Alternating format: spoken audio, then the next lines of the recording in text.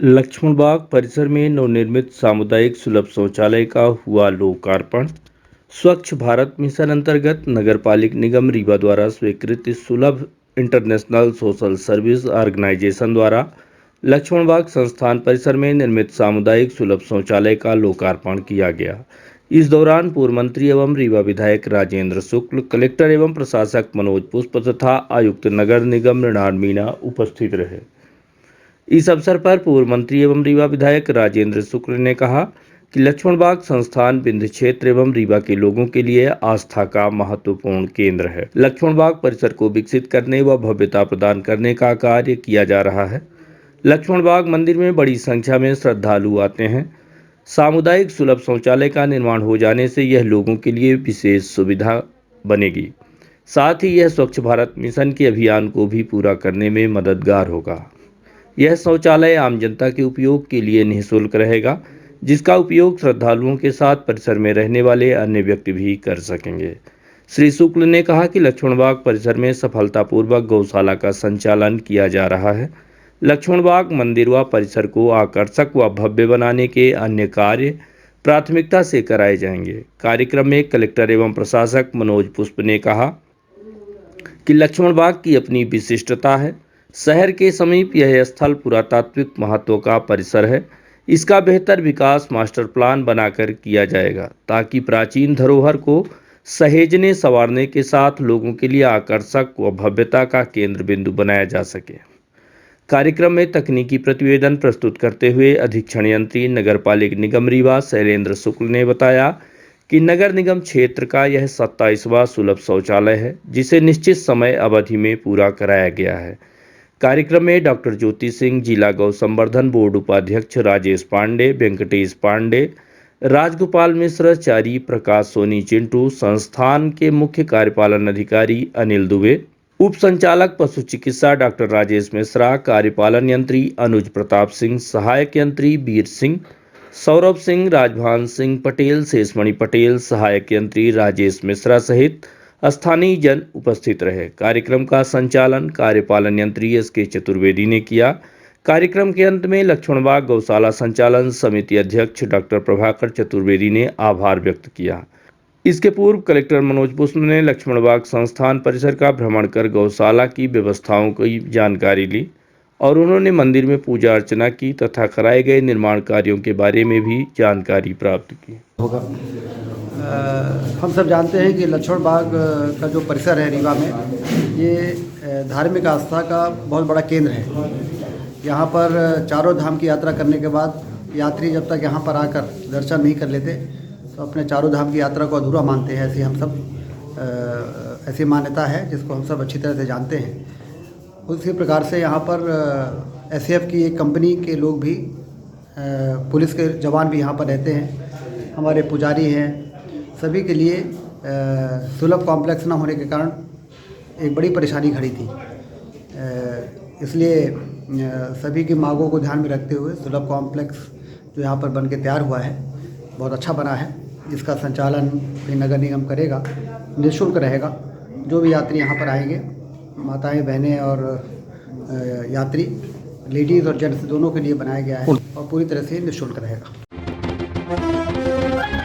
पत्नी व ससुराल के लोगों ने की मारपीट तो युवक ने जहर खाकर कर ली आत्महत्या। यह आरोप है युवक के परिजनों का। मामला है चुरहटा थाना क्षेत्र अंतर्गत भुलगढ़ गांव का, जहां एक युवक ने जहरीला पदार्थ खाकर अपनी जीवन लीला समाप्त कर ली। घटना के बाद मृतक के परिजनों ने पत्नी व ससुराल के लोगों पर मारपीट करने सहित अन्य आरोप लगाए और कहा कि इसी कारण से युवक ने आत्महत्या की है। आत्महत्या करने वाले युवक का नाम रोहित शुक्ला बताया गया है। परिजनों के मुताबिक युवक अपनी पत्नी को बुलाने ससुराल बेहरा गांव गया हुआ था, जहां उसकी पत्नी व ससुराल के अन्य लोगों ने मिलकर उसके साथ मारपीट की। इस घटना से आहत होकर ससुराल से वापस लौटे युवक ने जहर निगल लिया। घटना की जानकारी परिजनों समेत गांव के लोगों को होने के बाद तत्काल युवक को संजय गांधी अस्पताल में भर्ती कराया गया, जहां इलाज के दौरान युवक की मौत हो गई। घटना के संबंध में परिजनों का क्या कहना है, आप खुद सुनिए। ये बताए कि हम ससुराल गए थे, वहाँ पत्नी को बोले कि घर चलो, तो सब लोग हमको मिल के मारे हैं, इसलिए हम जहर खा लिए। क्यों मारे ये नहीं बताया? बोले कि घर आने के लिए बोल रहे थे कि चलो घर। तो इनके बीच कभी विवाद चल रहा था क्या किसी बात को लेकर? विवाद साहब वैसे तो नहीं चल रहा था, पर बीच बीच में इन लोगों का झगड़ा चलता था। इसके पहले भी साहब पूर्व में घर में आके मारपीट इसके साथ किए ये लोग। तो ये आप जी जी जी। कौन कौन मारा था? वो बताया कि हमारी मिसेज पत्नी मारी है, सास और साला और ससुर। ये कब से अपने घर में रह रही थी पत्नी? ये अभी गई है साहब, उनके यहाँ शादी थी तो अभी 5-6 दिन पहले, 10 दिन पहले गई है। 10 दिन पहले आने के लिए तैयार नहीं थी? आने के लिए तैयार नहीं थी। बोली कि रोज 2 रोज बाद चलेंगे, अभी नहीं जाएंगे। उसी को लेकर विवाद? उसी को लेके विवाद हुआ इनका। कल रात को आपके साथ भी मारपीट? जी हाँ, ससुराल वाले कहाँ मारे थे? यहीं गेट में, हॉस्पिटल गेट में साहब। क्यों मार रहे थे आपको? बोले कि तुम मार डाले हो, दिया गया? जहर दिया गया। गांव वालों के सामने बोला है साहब। वो कई गांव वाले थे, जब लेके चले हैं अस्पताल के लिए तो सब पूछे कि क्यों खा लिया तुम, तो सबके सामने यही बोला है साहब। सब यही हैं जिनके सामने बोला गया है साहब क्या बोले? कि मैं पत्नी के कारण खा लिहन जहर, मरे गई थी। जब हल्ला हुआ तो बताया, हम पूछे उसे कि हम जहर खा लिए हैं, पैकेट हम जेबा में लिए हैं। क्यों खाए थे ये बताएं? हाँ, अपने परिवार के वो औरत और ससुराल के वाले में खाए, मारपीट किए हैं वो। हाँ, तो इसलिए खा लिए। ये पत्नी को लेने गए थे? हाँ, बुलाने वो 2 दिन या शायद 3 दिन वहाँ ससुराल में था। उसी बीच मारपीट कर? हाँ, अब वहाँ क्या किए ना, वो बोला कि हम हमारे साथ मारपीट किए हैं। पुलिस के मुताबिक युवक रोहित शुक्ला ने जहर का सेवन कर आत्महत्या की है। परिजनों ने ससुराल वालों पर मारपीट करने का आरोप लगाया है। पुलिस पूरे मामले की जांच कर उचित कार्यवाही करेगी। हाँ, एक रोहित शुक्ला नाम का लड़का है, करीब 33 वर्ष उसकी उम्र है। वो अपनी पत्नी को अपने ससुराल, मतलब जहाँ पत्नी का मायका, वहाँ लेने गया हुआ था। और उसके बाद वो वापस जब घर आया तो उसने 14 तारीख को उसने कुछ जहरीला पदार्थ खाया हुआ था। और उसके बाद उसको अस्पताल में एडमिट कराया गया परिजनों के द्वारा 8 बजे के आसपास, और 9:25 के आसपास उसकी मौत हो गई है।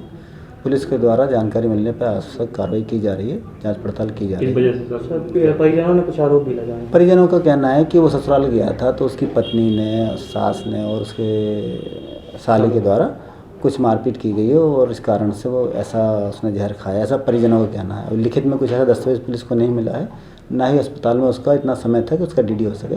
इसलिए पुलिस तथ्यों के आधार पर आवश्यक कार्रवाई करेगी। सूने मकान का ताला तोड़कर चोरों ने किया हाथ साफ। रीवा शहर में चोर उचक्के लगातार सक्रिय हैं, जो लोगों की नींद हराम किए हुए हैं। आए दिन चोर रीवा शहर में किसी न किसी घर व दुकान को अपना निशाना बनाकर लोगों की घर गृहस्थी को बर्बाद कर रहे हैं। वहीं पुलिस भी चोरों पर नकेल नहीं कस पा रही है। यही वजह है कि चोरों के हौसले बुलंद हैं और आए दिन इस तरह की चोरी की घटनाओं को अंजाम दिया जा रहा है। रीवा शहर को चोरों द्वारा आए दिन निशाना बनाया जाता है, कभी दुकान तो कभी किसी के सूने मकान को। जानकारी के मुताबिक समान थाना क्षेत्र अंतर्गत लालन टोला पोखरी स्थित जितेंद्र द्विवेदी के सोने मकान का ताला चटकाकर चोरों ने सोने चांदी के गहने व नकदी लेकर वहां से चंपत हो लिए। जानकारी के मुताबिक जब चोरी की वारदात हुई उस समय जितेंद्र द्विवेदी व उनका परिवार गांव गया हुआ था। गांव से लौटकर देखा तो घर में सारा सामान बिखरा पड़ा हुआ था। जिसके बाद और घर की पड़ताल की गई तो पता चला कि घर में रखी 1 नग अंगूठी, 2 मंगलसूत्र, 1 सोने की चैन के अलावा अन्य सोने चांदी के जेवरात व 21,000 नकदी जो घर में रखा हुआ था वह गायब है। इस बात की रिपोर्ट पीड़ित द्वारा समान थाने में दर्ज करा दी गई है। पुलिस मामले की जांच कर रही है। जानकारी के मुताबिक बीती रात चोर बगल वाले घर का ताला तोड़कर छत में चढ़े। उसके बाद सीढ़ी के टावर में लगे दरवाजे समेत वहां लगे ताले को तोड़ा और अंदर जा पहुंचे। फिर अंदर की खिड़कियों को भी तोड़कर बड़े आराम से चोरी की घटना को अंजाम दिया। लापता पति की तलाश में पत्नी की पुलिस अधिकारियों से गुहार। मामला रीवा जिले के पनवार थाना क्षेत्र अंतर्गत सुहावल गांव का बताया जा रहा है, जहां पर विगत 15 दिन पहले राम कुमार प्रजापति घर से अचानक कहीं लापता हो गया। इस घटना के बाद इनकी पत्नी द्वारा थाने में बाकायदे पति के गुमशुदगी की रिपोर्ट लिखाई गई। पुलिस मामले की जांच में जुटी हुई है। इस मामले में पीड़िता पत्नी ने आरोप लगाया है कि गांव में रहने वाले कुछ सरहंग आदिवासियों द्वारा पुरानी रंजिश को लेकर लगातार उसे व उसके पति को प्रताड़ित कर रहे हैं। इसके पहले भी इनके साथ आदिवासी परिवार के लोगों द्वारा मारपीट की गई। इस मामले में पीड़ित परिवार का क्या कहना है, आप खुद सुनिए। ये 30 का मतलब 4 बजे में गए थे, 3 बजे तो हमारे पापा का पत्थर ले लेके मतलब आदिवासी लोग दौड़े थे, 4 आदमी, रामराज कोल, सिद्धेन कोल, सोनू कोल, मोनू कोल। अच्छा। उन्हीं का लड़का है। इतने आदमी हमारे बेटे मतलब पत्थर लेके दौड़ के मारने के लिए धमकाया गया था कि साले अब तुम लोग को मार के बराबर कर दूंगा। इसके बाद मेरा पापा नहीं थे घर में, मैं गया तो पाया नहीं, पापा को खोजने लगा कि कहाँ चले गए। बाद में मैं थाने गया तो आवेदन दिया, तब बाद में फिर से हमारे पास गए तो जानकारी लिए कि सब मतलब घूमने के लिए बना के और दस्तखत करवाए, बोले ठीक है आपको हम पता करेंगे।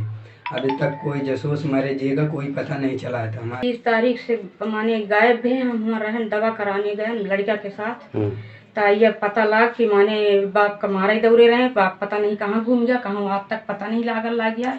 हेरी थे तो मिलत नहीं लगा ही, तो हम सियान तक देखन सही बात रही। नहीं तो किसके ऊपर आपको शक है? किसी हमके शक यह है कि पतो लड़की हमको मारा गया, थाने में कोई सुनाई नहीं किया, ऐसे उनके धमकी अब तक ही कि माने अब तक मारोगे। एक ठो लड़का रहा वो बच्चा वहू का मुँह ठजालू से मारी गए, मट्टी नहीं दे रहे हैं। और उतने में ये सोच लें कि चला होगा जब होगा तो होगा। तब वो माने वो इतने में अब सोचा था कि घर में कोई नहीं रहे, तो हमारे पति जी को मार के निकाला गया। पत्थर लेके गया थाने, तो थाने वाले रिपोर्ट नहीं लिखी, चले आए रात के चले आए कि जब हो गया नहीं लिखा ताई तो हम चले गए। अब फिर होके 3 रोज बाद 30 तारीख को निकले। घटनाक्रम को लेकर जब अतिरिक्त पुलिस अधीक्षक शिव कुमार वर्मा से बात की गई तो उन्होंने बताया कि लापता व्यक्ति की मानसिक स्थिति ठीक नहीं है। गुम होने की सूचना मिलने पर थाने में गुमशुदगी दर्ज की गई है। पुलिस लापता व्यक्ति की पतासाजी कर रही है। ये एक व्यक्ति हैं, सुहावल के रहने वाले हैं और थाने अक्सर आना जाना करते रहते थे। थाना प्रभारी को इस संबंध में है जानकारी। 10-15 दिन पहले चले गए थे कि मोबाइल घर पे रख के, तो इनकी पत्नी ने अभी कल परसों में परिवार के लोगों ने कुछ आशंका व्यक्त की कि हमारे पड़ोस में कोल समाज के लोग रहते हैं और हमको आशंका है कि इनके द्वारा तो नहीं उनके साथ कुछ कर दिया गया। थाना प्रभारी ने मामले को संज्ञान में ले लिया है और संदेहियों से पूछताछ भी कर रही है, साथ में उनकी तलाश भी की जा रही है। पत्नी कह रहा था कि थाना में रिपोर्ट नहीं लिखा, भंगा देते हैं। नहीं, थाने में रिपोर्ट लिखी है, गुमशुदा की रिपोर्ट लिखी है। 10-15 दिन से गए हुए हैं और थाना प्रभारी ने पतासाजी के प्रयास भी किए हैं। परिवार के लोगों से भी जानकारी ली जा रही है, उनकी रिश्तेदारियों में पतासाजी की जा रही है। जहाँ जहाँ संभावना मिल रही है वहाँ पता कर रहे हैं। अब इन्होंने शंका व्यक्त की है कि पड़ोस के लोगों ने तो नहीं उनके साथ कुछ कर दिया, तो पुलिस इस संबंध में भी जाँच कर रही है। पुलिस को बहुत सारे लोगों से जानकारी मिली है पूछताछ के दौरान कि उनकी मानसिक स्थिति भी पूरी तरह से अच्छी नहीं थी। 16 फरवरी को आयोजित होगा संत रविदास जयंती उत्सव कार्यक्रम। गरिमापूर्ण एवं भव्य कार्यक्रम करने मुख्यमंत्री ने जारी किया दिशा निर्देश और कहा कि प्रशासन इसकी व्यवस्था सुनिश्चित करे। आगामी 16 जनवरी को आयोजित होने वाले संत रविदास उत्सव कार्यक्रम के आयोजन की तैयारियों के संबंध में मुख्यमंत्री शिवराज सिंह चौहान ने भोपाल से वीडियो कॉन्फ्रेंसिंग के माध्यम से समीक्षा की। उन्होंने कहा कि गरिमापूर्ण एवं भव्य कार्यक्रम के आयोजन की सभी व्यवस्थाएं सुनिश्चित कराई जाएं। पंचायत एवं विकास खंड, जिला एवं राज्य स्तर पर संत रविदास जयंती उत्सव कार्यक्रम मनाया जाएगा, जिसमें संत रविदास जी के संदेश को जन जन तक पहुंचाने के साथ उनके भजनों का गायन एवं जीवनी पर आधारित उद्बोधन होंगे तथा गरीब तबके के लोगों को शासन की कल्याणकारी योजनाओं के विषय में जानकारी दी जाएगी। मुख्यमंत्री श्री चौहान ने निर्देश दिए हैं कि संत रविदास जी के मंदिर में पूजा अर्चना के बाद कार्यक्रम की शुरुआत की जाए, जिसमें स्थानीय जनप्रतिनिधियों के साथ स्वयंसेवी संगठनों तथा संत रविदास के अनुयायी संतों, अनुसूचित जाति एवं दीनदयाल अंत्योदय समिति के सदस्यों की उपस्थिति सुनिश्चित कराई जाए। यह कार्यक्रम जनता के सहयोग से प्रभावी ढंग से किया जाएगा। स्थानीय स्तर पर कार्यक्रम प्रातः 11:30 बजे से प्रारंभ होकर तदुपरांत राज्य स्तर में दोपहर 12 बजे से आयोजित होने वाले कार्यक्रम के सीधे प्रसारण की व्यवस्था भी सुनिश्चित कराई जाए।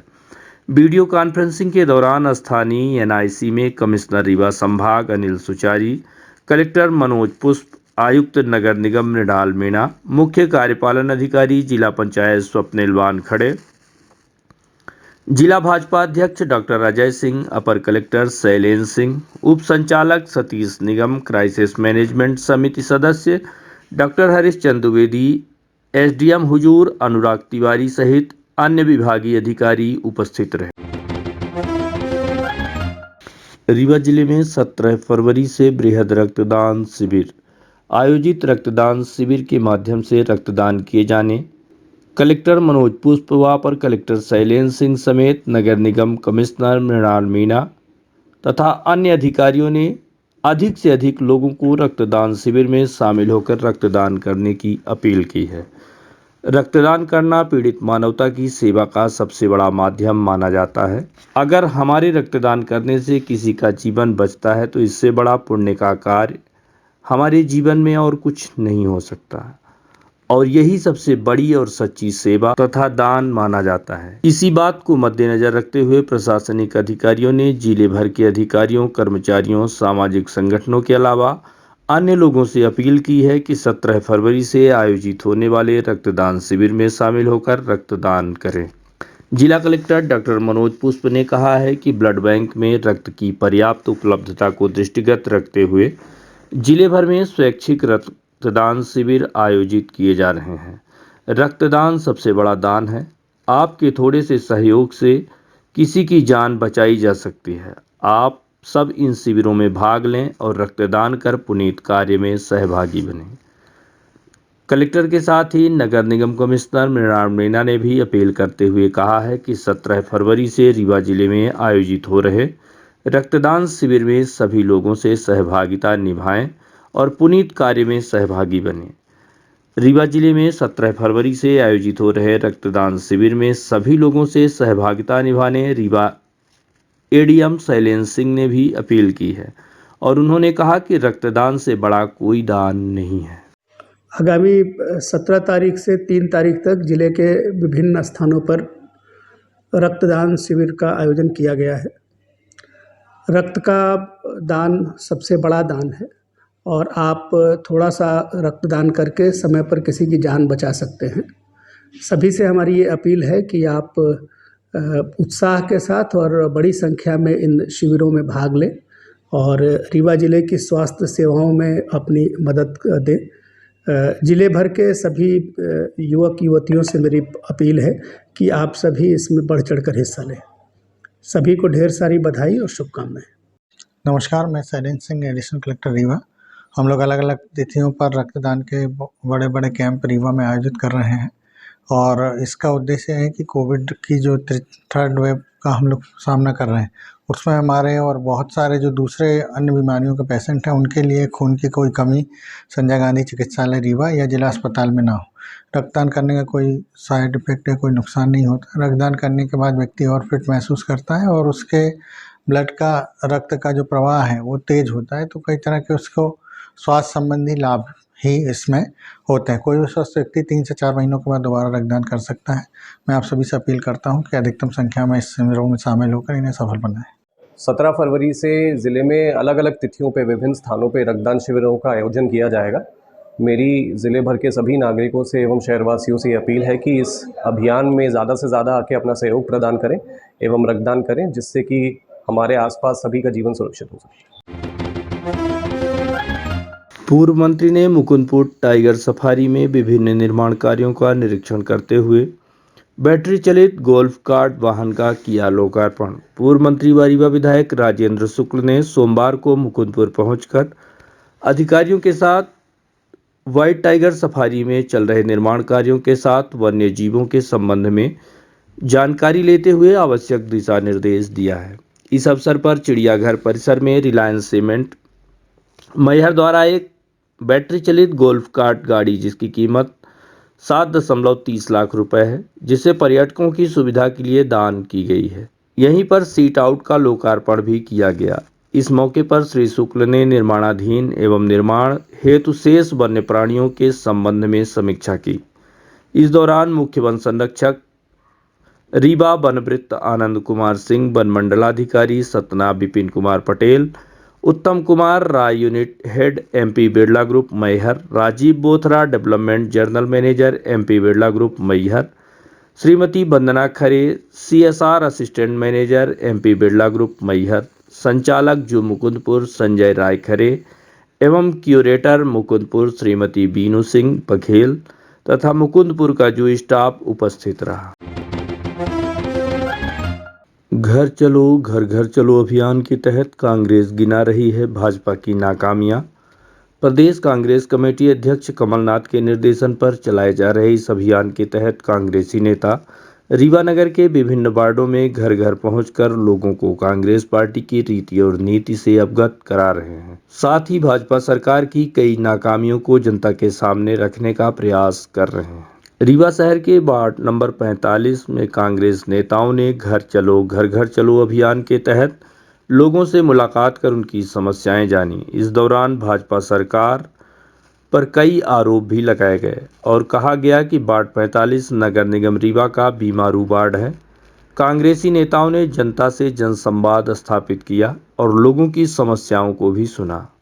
इस दौरान वार्डवासियों ने बस्ती के अंदर भ्रष्टाचार की बलि चढ़ी पुलिया को दिखाया तथा अंतिम संस्कार के लिए जाने वाले कच्चे रास्ते को भी दिखाते हुए कांग्रेस के घर चलो अभियान के दौरान नदी की ओर जाने वाले रास्ते व घाट निर्माण तथा लड़कियों के लिए कन्या प्राथमिक विद्यालय के उन्नयन की मांग रखी। घर चलो अभियान में मुख्य रूप से रामकीर्ति शर्मा, पूर्व पार्षद गोविंद कुशवाहा, निवर्तमान पार्षद प्रतिनिधि गंगा यादव, जवाहरलाल सोधिया, राघवेंद्र द्विवेदी, कमलेश कुशवाहा, छोटेलाल साकेत, विजय यादव आदि वार्डवासी मौजूद रहे।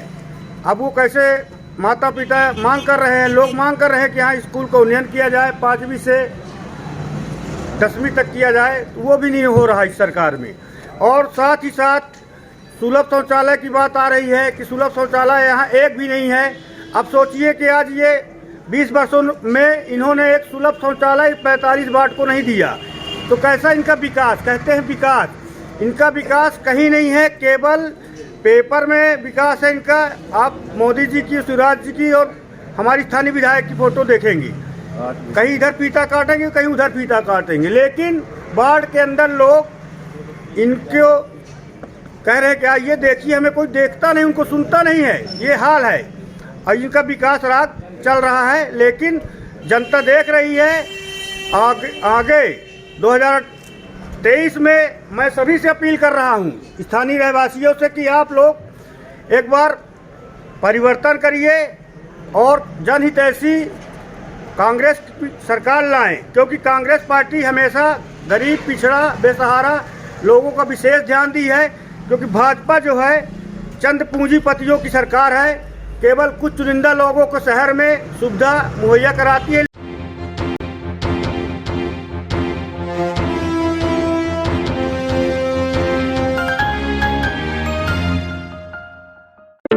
महानगरों के बाद अब आपके शहर रीवा में आ गया है हाई स्पीड के साथ new broadband RailTel,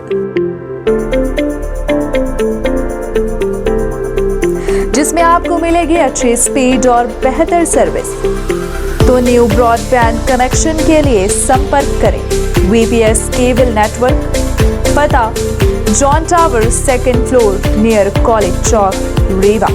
mobile number है 9000992232 और 9425470430।